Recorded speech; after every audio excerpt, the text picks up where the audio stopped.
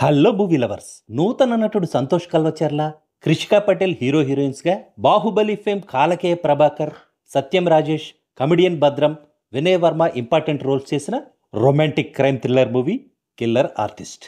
Suresh Bobbili music provide చేయగా, నూతన దర్శకుడు రతన్ రిషి డైరెక్షన్లో వచ్చిన ఈ మూవీ ఎలా ఉందో ఈ రివ్యూలో చూద్దాం.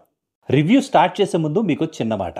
ఈ మూవీ నాకు నచ్చిందని మీకు నచ్చాలన్న రూల్ ఏం లేదు. అలాగే ఈ మూవీ నాకు నచ్చలేదంటే మీకు కూడా నచ్చదని కాదు. ఈ మూవీ చూశాక నాకేమనిపించిందో, మూవీపై నా ఒపీనియన్ ఏంటో మీతో షేర్ చేసుకునే ప్రయత్నమే ఈ రివ్యూ. థ్రిల్లర్ మూవీస్కి మెయిన్గా కావాల్సింది ఆడియన్స్ని ఇంప్రెస్ చేయగలిగే కథ, ఆడియన్స్ను ఎగ్జైట్ చేయగలిగే స్క్రీన్ ప్లే.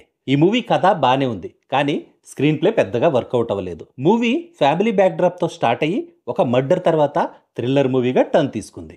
తన సిస్టర్ని చంపిన వాళ్లపై రివెంజ్ తీర్చుకోవాలనుకునే ఒక బ్రదర్ స్టోరీ ఈ మూవీ. తనెంతో ఇష్టపడే తన చెల్లి స్వాతిని ఒక సైకో క్రూయల్గా రేప్ చేసి చంపాడని భావించి ఆ సైకోని ఎలాగైనా కనుక్కొని రివెంజ్ తీర్చుకోవాలనుకున్న విక్కీకి తన సిస్టర్ డెత్కి ఆ సైకో కారణం కాదని తెలుస్తుంది. అసలు స్వాతిని చంపిందెవరు? సైకోకి ఈ స్టోరీకి ఉన్న రిలేషన్ ఏంటి? తన సిస్టర్ను చంపిన వాడిని విక్కీ కనుక్కోగలిగాడా లేదా అనేదే ఈ movie basic story.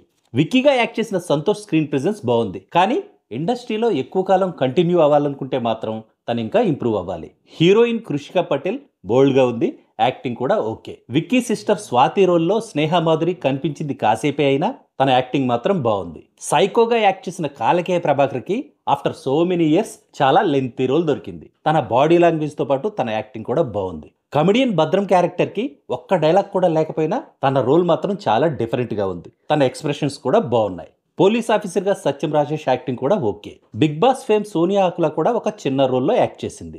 Cinematography, background music కూడా పర్లేదనిపించాయి. డైరెక్టర్ రతన్ రిషి రాసుకున్న స్టోరీలో మెయిన్ పాయింట్ బాగుంది, కానీ స్క్రీన్ ప్లే ఎంగేజింగ్గా లేకపోవడంతో తను చెప్పాలనుకున్న పాయింట్ను ఆడియన్స్కి ప్రాపర్గా కన్వే చేయడంలో ఫెయిల్ అయ్యాడు. ఫైనల్గా చెప్పాలంటే ఈ మూవీపై నా ఒపీనియన్ మూవీ బాలేదుకి, మూవీ పర్లేదుకి మధ్యలో స్టక్ అయిపోయింది. అందుకే బాలేదని కానీ బాగుందని కానీ చెప్పలేకపోతున్నా. క్రైమ్ థ్రిల్లర్స్ నచ్చే వాళ్ళకి నచ్చొచ్చు, జనరల్ ఆడియన్స్ అవాయిడ్ చేయడమే బెటర్. కంపల్సరీగా థియేటర్స్లోనే చూడాల్సిన సినిమా అయితే కాదు, కాబట్టి ఓటీటీలో వచ్చే వరకు వెయిట్ చేసి అప్పుడు డిసైడ్ అవ్వండి చూడాలో వద్దో. That's all in this review friends. మళ్ళీ నెక్స్ట్ రివ్యూలో కలుసుకుందాం. Thank you for watching.